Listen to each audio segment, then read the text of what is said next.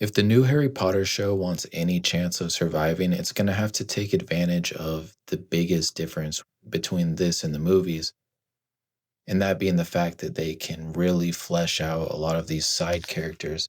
And I feel like one of the most important side characters, and one of the characters that I feel like looks correctly casted in the new show, is going to be Draco Malfoy.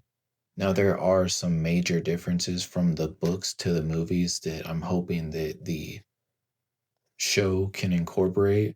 And I'd say the biggest just overall thing, he's more complex, he's a little more stoic. And in the movies, it's kind of hard not to almost root for Draco.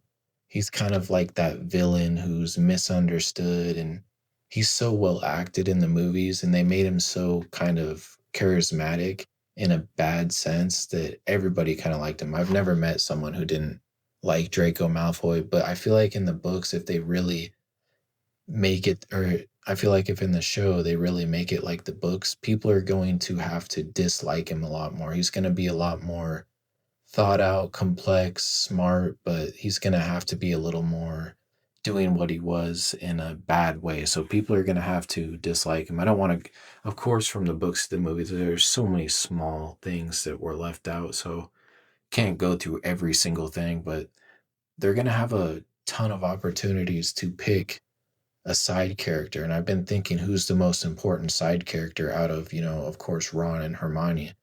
And I think it's going to be Draco just because some of the other cast I don't really like. So I'm hoping that they kind of, pick the best characters because, you can change a lot. They're going to be filming a lot. So they're going to have a chance to edit everything out. And I'm hoping that they portray Draco in the correct way. That way it can be a great rivalry built up through 7 years.